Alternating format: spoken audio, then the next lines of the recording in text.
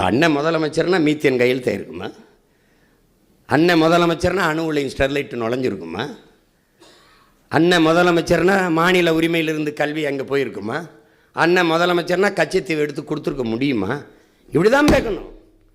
இந்த நிலத்தில் ஒரு தன்மானமிக்க தமிழ் மகன் ஆண்டிருப்பானே, ஆனால் ஈழத்தில் என் இன உறவை கொண்டு விட முடியும் என்கிற துணிவு இந்த நிலத்தில் எந்த ஆட்சியாளனுக்காக வந்திருக்குமா? சொல்லுங்க. அந்த போர் நடக்கும் போது இந்த வலிமை, குறைந்தது இந்த வலிமை, இப்போ மாநாட்டில் எத்தனை லட்சம் பேரை நம்ம கூட்டி காட்ட போகிறோம், அந்த வலிமை அன்னைக்கு இருந்திருந்தால் போற இந்த நிலத்தில் தமிழ்நாடு உறைந்திருக்கும். ஒரு போரும் நடத்தணும்னு என்ன வந்திருக்காது. இன்னைக்கும் காட்டுப்பள்ளி துறைமுகம் நிற்குது.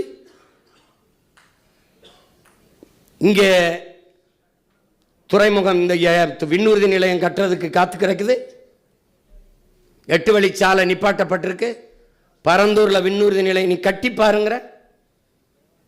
என் பேட்டி இருக்குது பாருங்க. 8 வழிச்சாலை நீ கல்லு நடலாம், ஒருபோதும் சாலை போட முடியாதுன்னு என்னை தாண்டி தான் போடணும்னு கைது பண்ணிலாம் சிறையில் போட்டு பார்த்தாப்புல. ஐயா தான் போட்டாப்புல. வேளாண் குடிமகன் இருக்கார்ல. இவ்வளவுக்கு நான் கட்டாய கையெழுத்து போட்டுக்கிட்டு இருக்கேன் வேற ஒரு போராட்டத்தில் போய். அந்த போராட்டத்தில் என்னை தூக்கி உச்சையில் வச்சுட்டாப்புல. அங்கே கொண்டு போகும்போது என்னை இரவில் கொண்டு அடைக்க போகும்போது அங்கே ஒரு நீதிபதி நம்மளை மாதிரியே ஒரு மானசை இருக்கிறான். அவன் வந்து உன்னை விடுதலை செய்கிறேன் போன்ட்டாப்புல. அவர் இவங்கெல்லாம் கூட்டிகிட்டு போய் என்னை நிறுத்தினாங்க இரவில் கொண்டு போய். என் தங்கச்சியெல்லாம் வந்து நானும் எங்கள் அண்ணன் கொண்டு, ஐயா என்னை உள்ள வைங்கய்யா, இவங்களை அனுப்பிடுங்க, தங்கச்சி ஆர்வத்தில் சொல்லுது அனுப்பிடுங்கன்னு. அவர் அப்படி பார்த்து சரி நீங்கள் போங்க. அப்படி காவல்துறை ஏதாவது அவர்கிட்ட தர்க்கம் பண்ணிச்சு. அதெல்லாம் கிடையாது, பெண்கள் எல்லாம் அனுப்புங்க. அவர் தான் போகிறேன்றாரில்ல, அப்புறம் என்ன என்னை அனுப்பிட்டார். நிறுத்தும்போது அவர் எந்திரிச்சு வந்து என்னை பார்த்தோன்னே இப்படி கும்பிட்டார் பாருங்க, தெரிச்சிட்டாப்புல. யாரா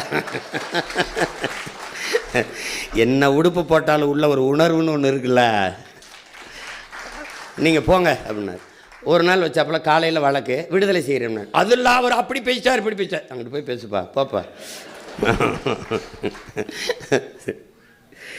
அதாவது மாட்டுக்கே நீதி வழங்கினவன் பரம்பரையில் வந்தவன் நீதி வழங்காமல் போயிடுவாங்களா?